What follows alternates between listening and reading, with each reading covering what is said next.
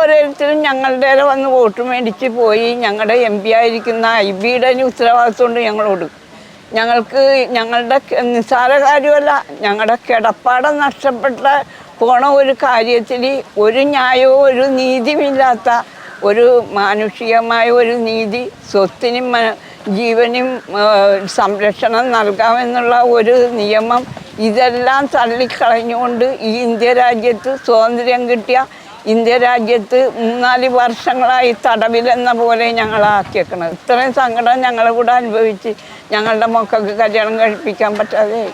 മക്കളെ കല്യാണം കഴിപ്പിച്ച് ഞങ്ങളുടെ മക്കൾക്ക് കൊണ്ടുവരാൻ പറ്റാതെയായി. ഞങ്ങളുടെ മക്കളെ പഠിപ്പിക്കാൻ പറ്റാതെയായി. ഞങ്ങളുടെ മക്കൾക്ക് പുറത്തോട്ട് പോകാനുള്ള ഒരു ചാൻസ് വന്നിട്ടുണ്ടെങ്കിൽ അത് ചെയ്യാൻ പറ്റാതെ. ഞങ്ങൾ മത്സ്യത്തൊഴിലാളികളാണ്. ഒരുപാട് പട്ടിണിയും കഷ്ടതയും ദാരിദ്ര്യവും, കിടക്കാൻ കിടപ്പാടവും, ഉടുക്കാൻ തുണിയും, വിശപ്പിന് ഭക്ഷണവും ഇല്ലാതെ ഞങ്ങൾ അനുഭവിച്ച ഒരു കഷ്ടത ഞങ്ങളുടെ കുഞ്ഞുങ്ങൾ അനുഭവിക്കരുത്. ഞങ്ങൾക്ക് കിട്ടാത്ത വിദ്യാഭ്യാസം ഞങ്ങളുടെ മക്കൾക്ക് കിട്ടാതെ വരരുത്. ആ ഒരു ധാരണ ഞങ്ങൾക്കുള്ളത് കൊണ്ട് ഞങ്ങളുടെ ഈ എല്ലാ അവസ്ഥയും തടഞ്ഞു വെച്ചുകൊണ്ടാണ് ഇന്ന് ഭരിക്കണ ഗവൺമെൻറ്റും ഇവിടെ നിന്ന് ജയിച്ചു പോയ ഞങ്ങളുടെ MP ഞങ്ങൾക്ക് വേണ്ടി ഒരു വാതുറക്കാൻ ശബ്ദിക്കാതെ നിന്നപ്പോൾ, ചെയ്യാതെ ഇരുന്നപ്പോൾ ഞങ്ങൾക്ക് അതിൽ ഒരുപാട് പ്രതിഷേധമുണ്ട്.